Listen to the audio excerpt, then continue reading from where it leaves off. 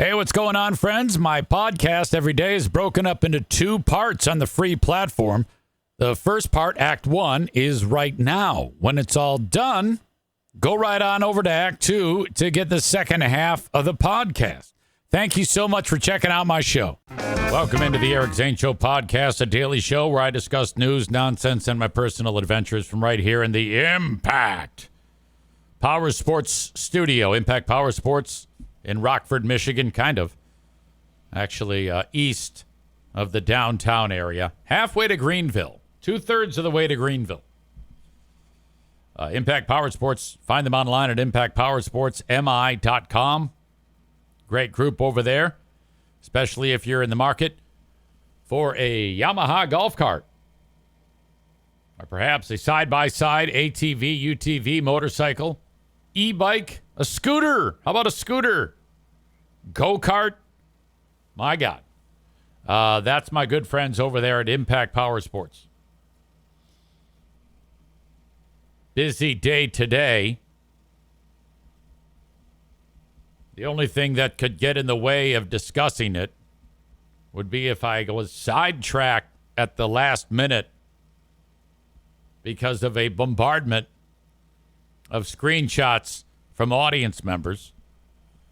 I am very, very thankful that folks who listen to this show listen to my old show with the lens of, can you believe these fucking assholes are doing this? Look at this, or listen to this.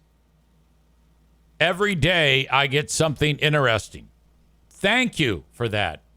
You are my ears and my eyes when my ears and my eyes are focused on important things.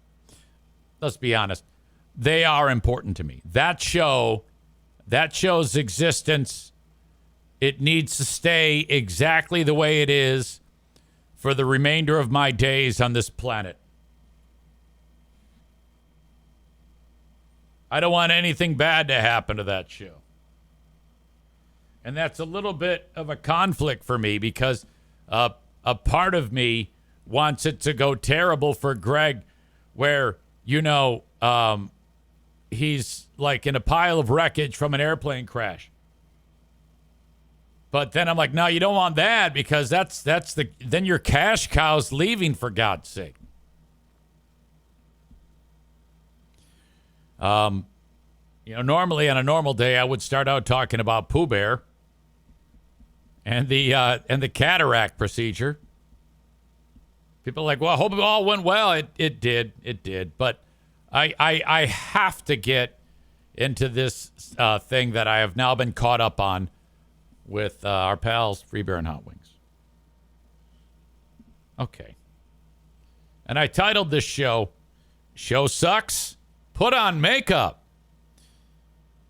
I have been caught up, and I am now aware as to what was happening. When I first saw it, I was like, what is going on? What is happening here?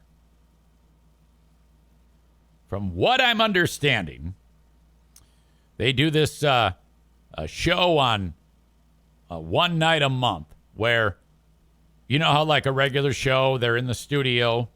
Well, then they go home, and then they come back in the evening and do the same goddamn thing they do during the day, which is nothing. Random chit-chat, fun, good-natured ribbing, and a game where they list something and then everybody screams shit out of the top of their lungs and they get fucking points.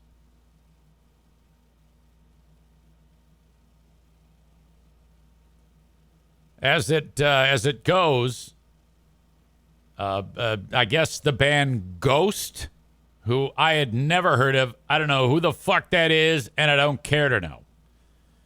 Some band called Ghost is in town. So I looked it up, and they're real theatrical. They wear, like, makeup and masks, and you don't know who the participants in the band are. I guess they're from, like, Sweden or some shit like that. They have anonymity. You may be watching an extremely famous person. I think, in fact, Dave Grohl at one point put on the ghost gear and performed while he was banging a side piece. David says they've been around a while. They are pretty good. Yeah, I was able to gather that they are pretty popular and pretty well respected. They put a lot into it. Think like a Trans-Siberian Orchestra type of vibe with the grandiose nature of it. A lot of fantastic lighting and solid live performances. Not my type of music, but I know a lot of people follow them. So, but how now that means that this should happen is beyond me. And it all comes back to our show sucks, so we must do this, I guess. I mean, thank God I'm not there, because if I was in that room and they suggested what I'm about to reveal to you, I'd be like, fuck you. Fuck off. You fucking assholes.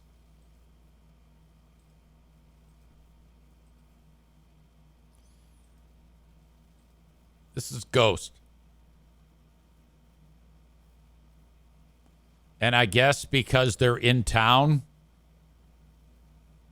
and Greg and Chris and the rest of the crew are across the street from the arena where Ghost is playing, that means that they must look like this.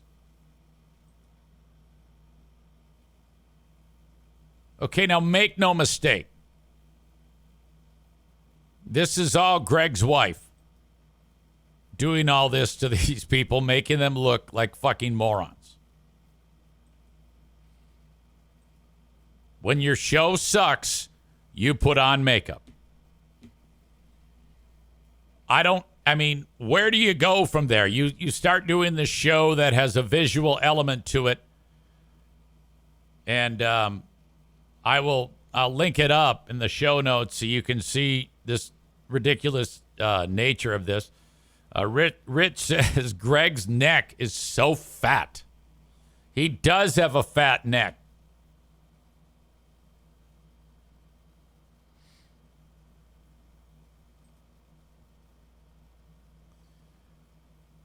I mean, if you're doing that show live yesterday in the evening, you come back to the radio station, you do the same shit you do during the day.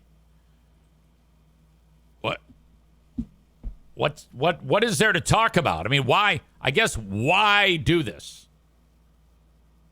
Why in the world, how does this affect what you're saying and doing on your show? How does it make it better? It doesn't. It's ridiculous. Okay? 60-year-old men putting fucking makeup on. And I did say this, and I mean it. Greg's hair, when he has bangs, it actually looks better. Like, as ridiculous as this picture is here, that's what Bob says. He says the emo swoop on Greggy does look better than the monstrosity he normally has, or that he normally does. I absolutely agree with that. I mean, take away the stupid makeup that the nose put on him. But IMKO says, what the fuck did I just turn on? Oh, well, you missed it. When your show sucks, you put on makeup. And that's what our pals did. They put makeup on because the band Ghost was appearing across the street.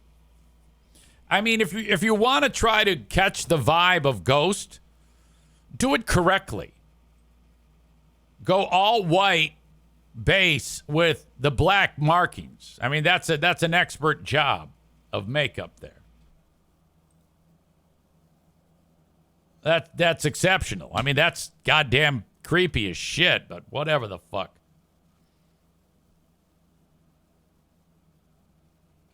So that's what happened on our pals, the Free Beer and Hot Wings show yesterday, or last night. And unfortunately, I witnessed. I wouldn't even have known about it had I didn't get numerous people weighing in, saying, "Easy, you got to talk about this." For sure. This is a silly stunt that the juice is not worth the squeeze. And that's a terrible thing to say. If you put in all that effort, and at the end of the day, it's just you and makeup, and you still suck at everything that comes out of your mouth sucks shit. That is the juice not being worth the squeeze. It is a stupid attempt at I don't know what. Bob says he looks like any other elder emo and a decade younger.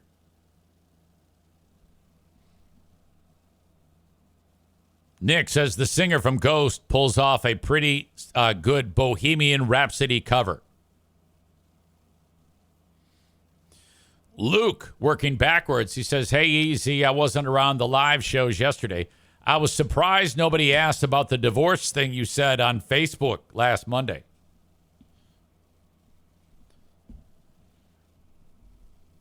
Luke is referring to when I was at Fear Bunker North. And I did about a 50-second video where I said, hey, look, if there's any talk about divorce, I will break in and do an emergency show.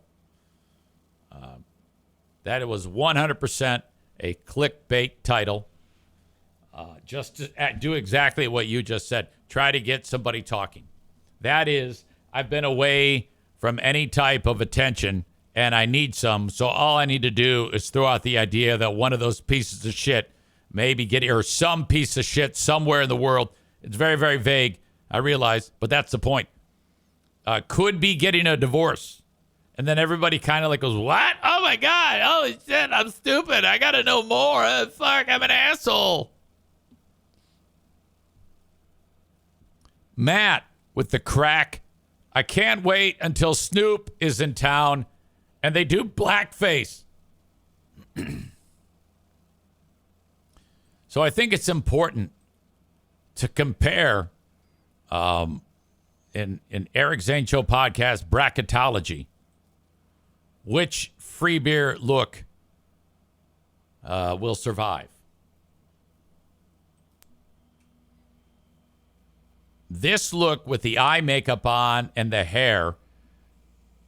I mean, the most ridiculous thing about free beer is the hair. Now, in this particular image, he looks more like the original RoboCop. I think that the emo look looks better than this shit with the forehead. And this is just, he looks, my God, what is going on there? He looks homeless. He looks like he's getting ready to go stab people at Walmart. And I don't know what the fuck this is. God damn. He looks like Lester Holt, formerly of NBC Nightly News, if he lost all of the pigment in his skin. He looks like an albino Klingon, for God's sake. I think this is the best look.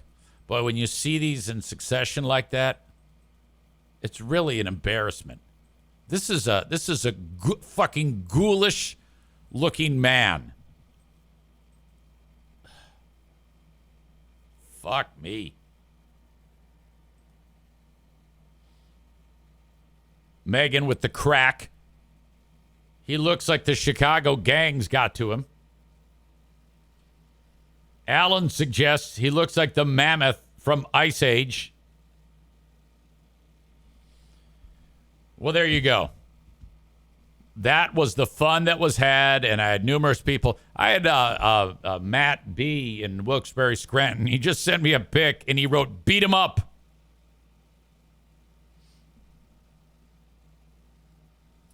Stevie says he looks like a South Park goth. Or goth. Not goth. Goth.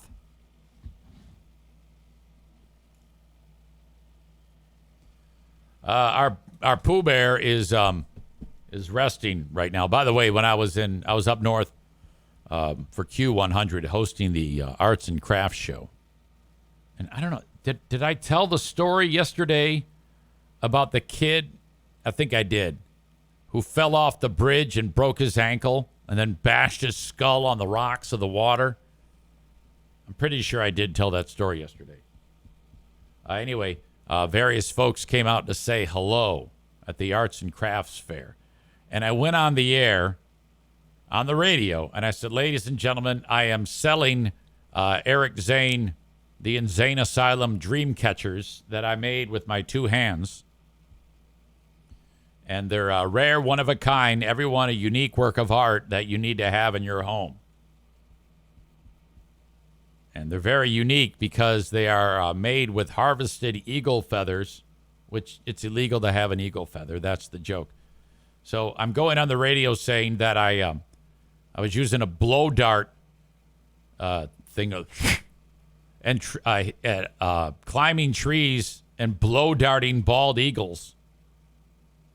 And then climbing over to the nest and plucking out plumage to make dream catchers. So I talked about that on the air, and there were actually people that approached me and said, yeah, I'm here about the bald eagle dream catchers. Like, they believe me. I even suggested that the DNR, I had to bribe the DNR, the Department of Natural Resources conservation officers, with cash in hand to get them to look the other way about my bald eagle feather dream catchers after I tranquilized bald eagles and took their feathers to make my dream catchers. Numerous hard living line folks approached and asked about the dream catchers, and I go, well, and I didn't have the heart to tell them, so I just said, oh, they sold out. They're gone. I sold them all.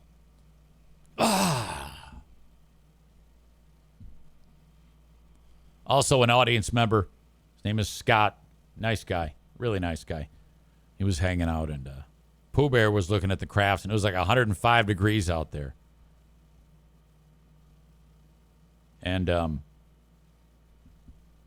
she comes rolling up, and I go, hey, Scott, this is my wife. And he goes, Pooh Bear, which was hysterical. I think I have referenced her on the air on Q100 more than once as Pooh Bear, which a lot of people seem to like that.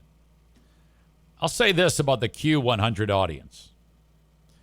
I'm learning very, very quickly that a little goes a long way. Because you don't get the full scope of my personality on that show. It's guarded. It's measured. I won't speak for any more than 80 seconds, maybe. And you're talking about in a 4-hour show, I might talk for 6.5 minutes during 4 hours. Yet I still get cornered about people talking about like the things I do on there. And it's really basic, really basic. I'm kind of reminded about the magic and spirit of radio. As much as I've dogged on it in the past, there are still people, especially in areas north of any hard living line, where that's like the only means of them, hearing any type of pop culture things. As pop culture as playing old rock and roll can possibly be. Bob says our boy Freebear looks like he could be the guitar tech for Fall Out Boy. So today, well, actually last night after I finished the podcast day, I was like, you know what? You're an idiot. You did not tip the audience off that Tuesday would be a bit of a wonky day because of the fact that I have to get Pooh Bear to the eye doctors. Now, she has cataracts, which the only thing I know about cataracts is that it's for old people. And I'm reminded once again that we're old. I've been doing that a lot lately.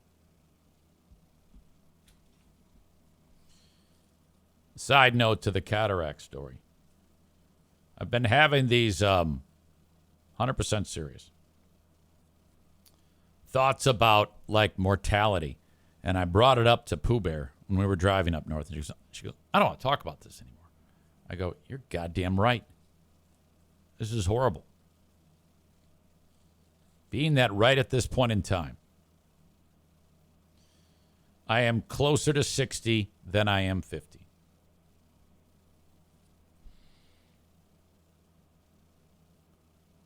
I'm looking at the timeline.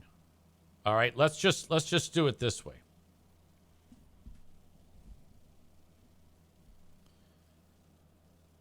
I moved to the community that I'm in right now 21 years and 1 month ago. That amount of time seems to have gone very fast to me right now. And I know that as you get older, that time will seem even faster. So if I take that amount of time, 21 years, and add it to right now, that means in the same amount of time, I'll be 76. Okay, that's fucked up. Because once you're 76, I mean, seriously, it could hit at any given time. Now, probably not, as my family is extremely, well, especially on my dad's side, late 90s is no big deal. But, I mean, what the fuck am I going to do? Especially if I start going crackers, It's got me thinking, I mean, how much about how this plays out. How in the world do I have? Is it possible for me to have the ability, as I get increasingly old and grizzled, to sit here and talk on a mic staring at a webcam? That's remarkable. Look, if I am able to pull, these are dog poo bags in my hand. I don't know why I'm fiddling with them. If the time comes that I continue to age and I'm still able to pull this off, I think it actually starts to get more impressive. You got to stay on top of things. And I think I have that capability as long as I don't lose my mind. I think I've got more sense than I give myself credit for. Case in point, I shot a video of the canoe marathon the other day, which I got to show you, by the way, because there was something hilarious on this video that I shot. It looked like next to Diana, there was a dismembered leg. Because she sits, she's a W sitter. Have you ever seen people that sit with their legs in a W? Because when they were kids, their mom or dad didn't tell them to sit crisscross applesauce. Pooh Bear is one of those. So anyway, I shot this video, and right behind me was a dude from the radio station. He's shooting the same thing. The river, the canoers jumping in. The difference was I shot mine and then posted it. He did it live. For several minutes before, it was just him looking at what you see right here. And though the content is the same, mine is neat and slick. And though he's like 35 and I'm 55, I still knew full well that the video has to be shot and then posted, because you got to clean it up, you got to put a title on it, you got to put appropriate hashtags on it, and then you post it. So we're looking at the same things. But his is a live video, mine is recorded and then posted. His has 500 views, mine has 17,000 views. Why? Well, when it comes to especially social media and online viewing, you've got about 3 seconds to get people involved in your video. If you don't, they're gone. In fact, I'm going to use this example at the Eric Zane mass media class, which gets started in less than a month at Aquinas College. Branjo says the same thing. This is great insight, good for the college class. And I plan on using this as an example. This is very, very basic best practices. You know, if you just hit go and expect people to watch it, that's ridiculous. You gotta lift a finger. So all I did was I just edited the beginning a little bit. 2 seconds into the video, you see what's going to be the meat of that video. The thing's just a couple of minutes long. Pooh Bear looks like she's got a broken leg laying next to her, or a ripped off leg. I'll get to that in a second. And then everybody enjoys the video. So again, there's all these people. The starting gun goes off. The guys throw their canoes in.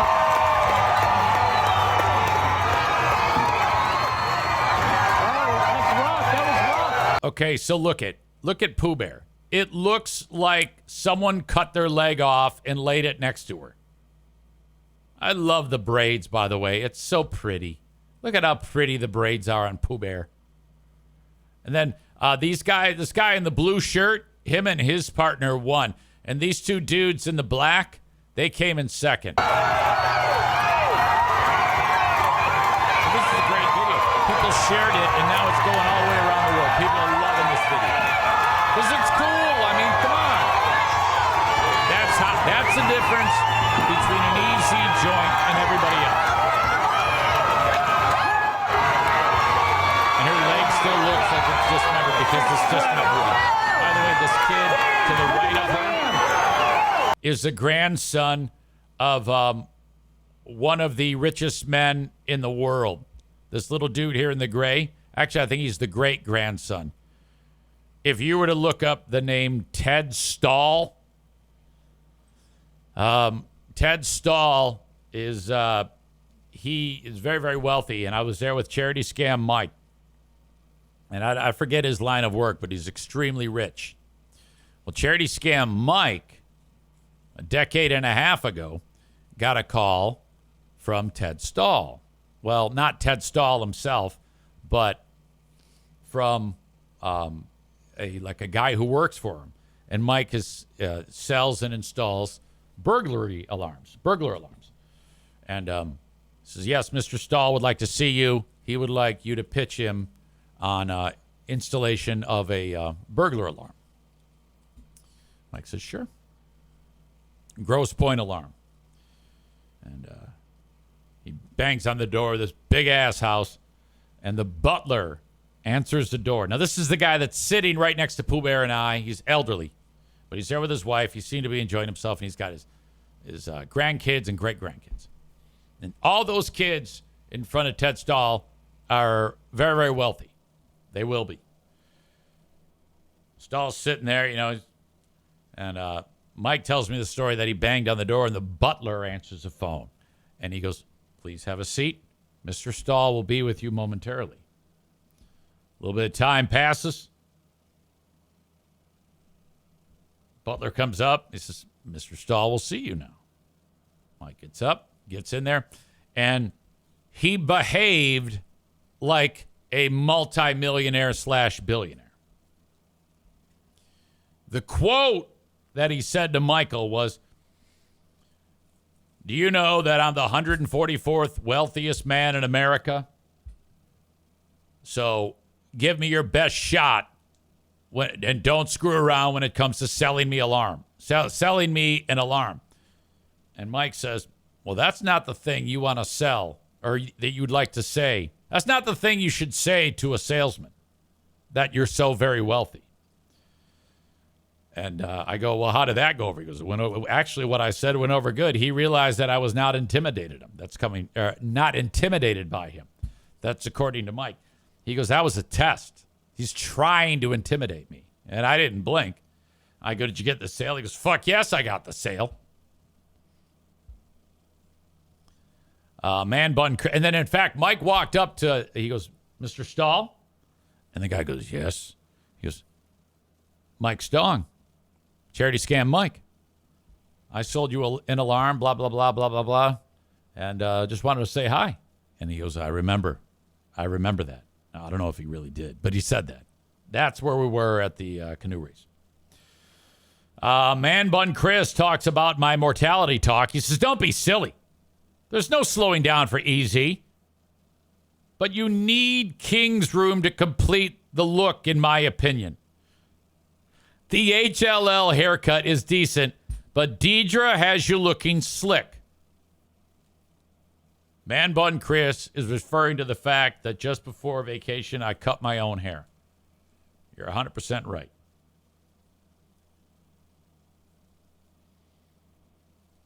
Man Bun Chris says, rule number 1, if they go low, you go lower. Rule 2, circle their face and post as an insult. Rule 3, audience members have a goldfish attention span. LOL. That's what I can teach the class. It's always worth Facebook jail if it means you can attack them and make them feel bad.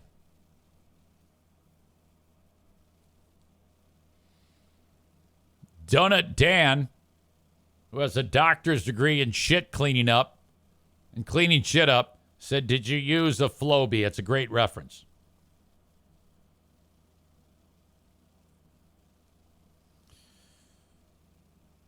Man Bun Chris says, Mallory and I, he wrote me and Mallory, but he means Mallory and I, just bought the book for book club. Been crazy with NPSL lately, but we'll be catching up here this weekend. And I'm so glad you brought that up because I want to talk about Big Fraud Book Club, the first ever edition of it, show number 1, yesterday on Patreon. The Nikki Sixx book, Heroin Diaries, is about 480 pages. I have a feeling that most of us went well past the 25% amount of reading. It's because that book is really easy to process and digest, you know. And so I'm thinking that the next time we meet, we will have finished the book.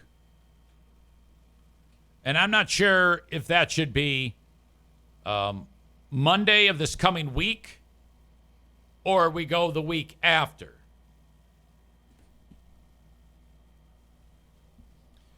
That's still up in the air. I will kind of wait and see how the comments are on this and the feedback that I get now that I've thrown that out there. So if what I just said to you makes you go, well, this is what I think, by all means, leave that in the chat or text me if you have my cell phone. Some of you do. Some I wish I'd never gave them to you. I'm kidding. There's only one I wish I never gave it to. Fucking Pellerito. Anyway. And or you can email me. Chris K checks in. He says, easy. I think the week after next.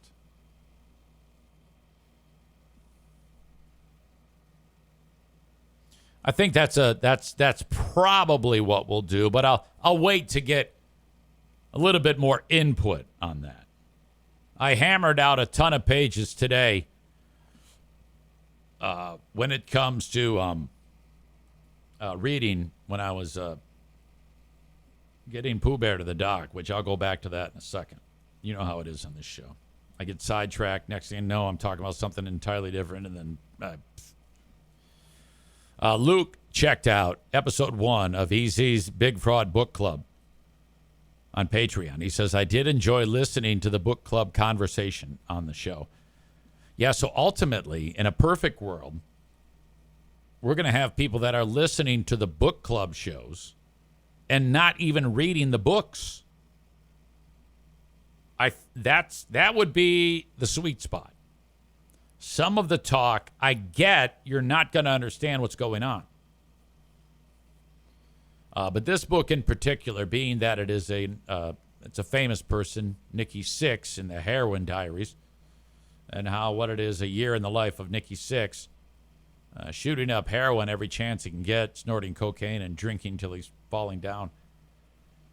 And his entries into the diary and the furthermore comments now that he is free of the demons of substance abuse is quite insightful. It's a great read. Alan says, I'm listening to book club without partaking. That's excellent. I want to do this, though. Between now and next week, I want to have the next name for who's on the hot seat for book.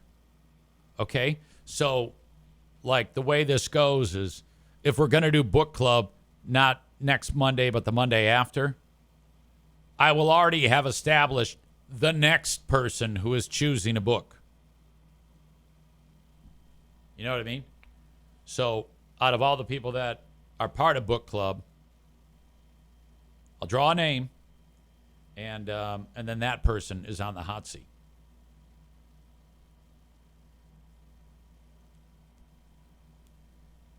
Runner girl Amy says to Alan, hey, you're going to want to read this book. Yeah, you still can. It's an excellent read. You can either get it at your library if you want. You can get it on the Kindle deal, which is dirt cheap to get a book, or just buy the book, whatever. It's an excellent book.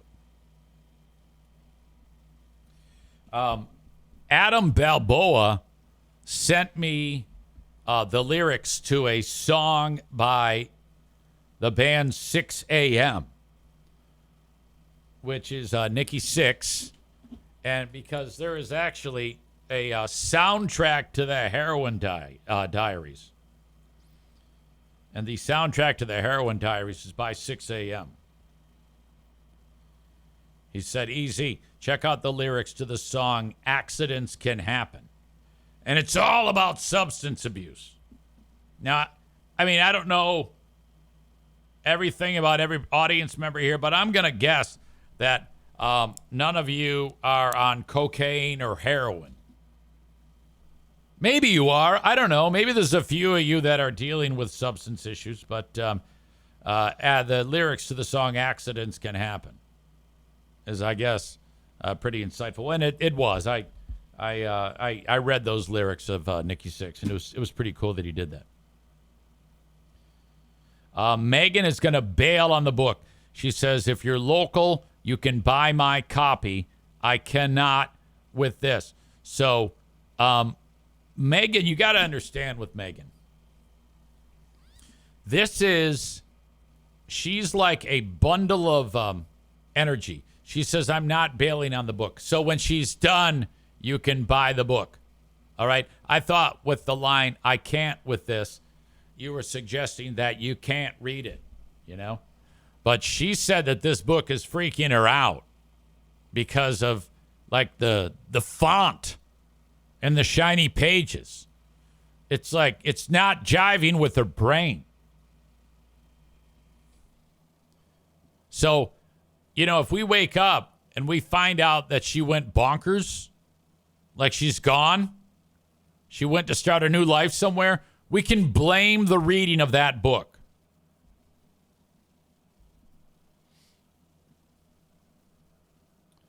Donut Dan says he is a donut addict. That I believe. So I did not tell the audience yesterday that I would be late today. My bad. And by the way, one more thing. Sorry.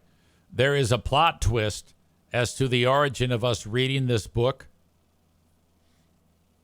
And it's at the beginning of the Patreon bonus podcast. All we knew last week, or when we assigned the book, we drew Maureen's name, and then she went crazy. And she said, oh, my God, I can't possibly think of a book. It's impossible. And then all of a sudden she did think of a book. Well, put a pin in all of that oddness, and it's even more weird. This might be the most willy-nilly human being on the planet. All right? Now, everybody's different. I cannot function in that type of world. Like if someone drew my name and said, EZ, what book are we reading? I'm not going to go and search. I just go in the other room, grab the one on top and say this one. Not everybody can do that. She is that times a million in the opposite direction. Impossible. She probably can't make her mind up on anything. Luke says, I did enjoy that the first discussion of book club was said quality of the book.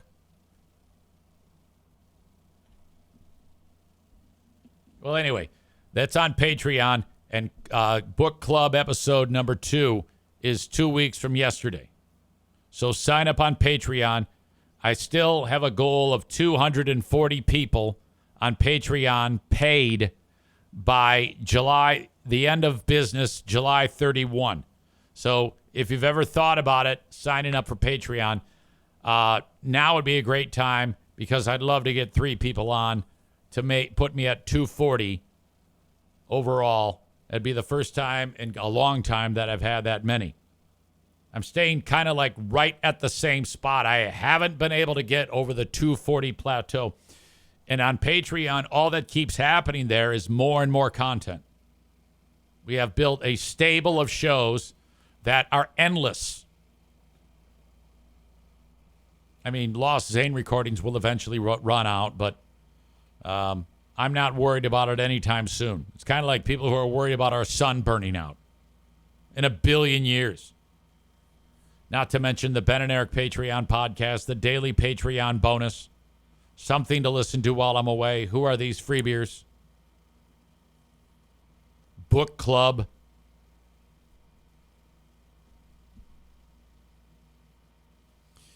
Amy says, Megan, didn't you have discussion questions? We should tackle those next time. The ones she provided were AI generated.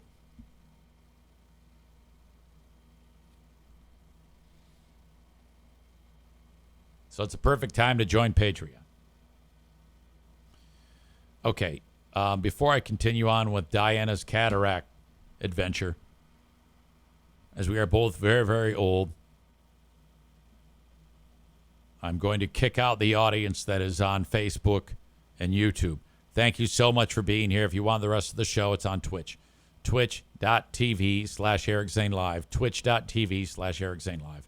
I already talked about Patreon. Sign up for that. If you want to email me, that's old-fashioned, I know.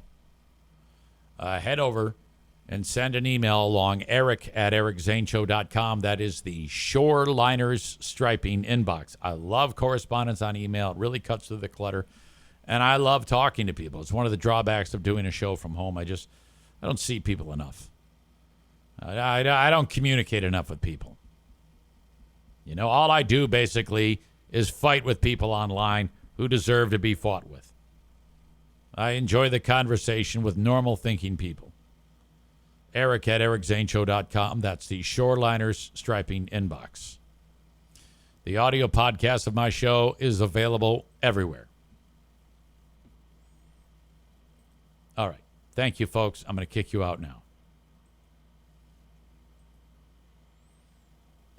Twitch and Facebook brought to you by Irvine's Auto Repair, Grand Rapids Hybrid and EV. By the way, I think the embellisher is needing a trip to Irvine's. The puzzle pieces are fitting together in my head. I noticed that there was something leaking out of the embellisher. And I'm like, Well, I just changed the oil. Did I don't know, knock something loose? But I don't think that's oil. No. Anyway, while I was up north, I noticed that I heard a noise coming from under the hood that I pinpointed right away as the sound of when a power steering system is low on fluid, this whining noise, especially when you turn the wheel. I was like, this thing is low on power steering fluid. I opened it up. I took a peek and I go, yes, it is. I bought some. Took half a quart. Sound goes away. Doesn't register. Where it was parked the last 24 hours, I took a look and I go, okay, there's something leaking onto the cement, and that's not anywhere near the oil where the oil pan is. It's just, and then I look, I go, now I know. Power steering fluid is falling out of this. And I don't know if it's a hose. I don't know if it's the unit itself, the power steering pump. But that's what's happening. So, first thing I did was I looked up how to change the power steering pump. I go, all right, 12-minute video. How hard can this be? Well, it can't. It's not impossible, but it is beyond my scope. There is no way, because you have to take off. Okay, there's this. I can take off this hose apparatus that goes into the front. I can do that, and then that shroud over the top of the radiator. I can do that, and then right at the point when they're talking about taking the serpentine belt off. Yeah, you just loosen the tensioner. And I'm like, oh boy. Make sure you take a picture of the way the belt is on all these pulleys so that you put it on right. Uh-oh. Serpentine belt comes off. And then you got to buy a certain tool to get the fan off. You know, the fan that spins. You take this tool and it says, and the link to this tool is in the notes or is in the comments. You buy this tool and it looks like a big fucking fork, but you put it over, and then you put like your crescent wrench on there. And Chris says that's a fan clutch tool. Okay, yeah, that's exactly what it is. And then you spin that fan off. I go, okay, all right, well, maybe not. And then they go, yeah, now you got to take this pulley off. And that requires this tool. Link in the comments. You get it on Amazon. It's relatively cheap. And it's all sorts of, I don't know, it's in a hard case and all these things fit nicely into it. And I'm like, well, that might be okay. I'm still not completely convinced that I can't do it or intimidated or scared. It isn't so much that I don't think I can do it or can or cannot do it. It's more along the lines, it's like that scene when, did you ever see Finding Nemo? When, you know how like Nemo is how dad is like Nemo swims out in the spot where in the beginning when he swims out where he's not supposed to be, and then he's fucking gone. You know that desperate feeling. That's I think how I would feel. They talk about these bolts that you take out to remove. You unhook the alternator, all that shit, and the alternator is attached to this bracket deal. And then out that comes. So now I've got shroud, I've got serpentine belt, and all these parts on the ground. I took one. That's when I'm like, okay, enough. I didn't even watch the rest of that shit. I said, no, I'm not doing it. Nick from the arena writes, it's a 10-minute job, 68 bucks on Amazon. That to me is red flag. The fact that you said that is a red flag. Donut Dan says it's not as hard as it looks, and you can probably get that clutch tool at any of the auto parts places. Buying of the tools doesn't intimidate me so much. That isn't the concern. The concern is I want to be 100% certain that this vehicle is going to get from point A to point B when I use it. I drive this thing quite a bit. That's my daily driver. I mean, and not that when I'm like during a normal work week, I actually do not leave the house that much, but I do take that vehicle up north. And all of these systems can be affected by my amateur nature of this. Now, the cooling system can be affected. How all the things that belt operates can be affected. Not to mention the power steering unit itself. I'm a little bit concerned about that.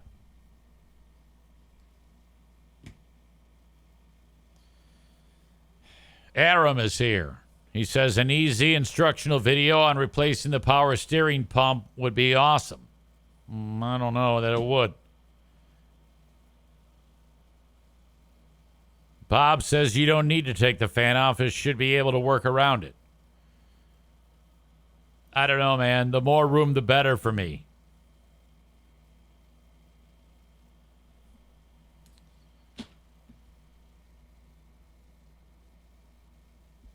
Chris says, yes, go to Irvine's. Can I call you? Question mark. What's your number? Period. I won't call you right away, and I'll reach out to you before I do. Sorry. Dialogue with a friend. Donut Dance's first thing you need to know is not try to replace it with the engine running, of course. He also says you can borrow the tool from the auto parts place. They have that's true. That's true.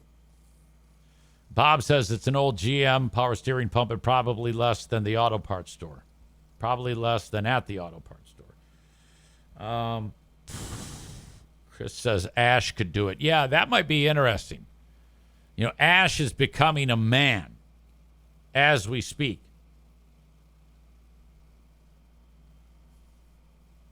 Ash, if you want to continue to be my son-in-law, you got to get in there and bust. Yeah, Dad. You got to get in there and bust some knuckles. Megan says, you guys, shut the fuck up. The auto parts store does not pay him. LOLZ. LOLZ. I don't know, Megan. For some reason, I feel like with all the work there, that this job is going to be $5,000. Is there any way that EZ, being such a VIP that I am, I could somehow be given a over-the-phone heads up as to the price range to do this job? Because as it stands, I'm still 3 large from the last vehicle. All right, that is Act 1 of the podcast. Act 2 is available right after this one. Go check it out. What are you doing? Don't miss a second of it. Thank you so much.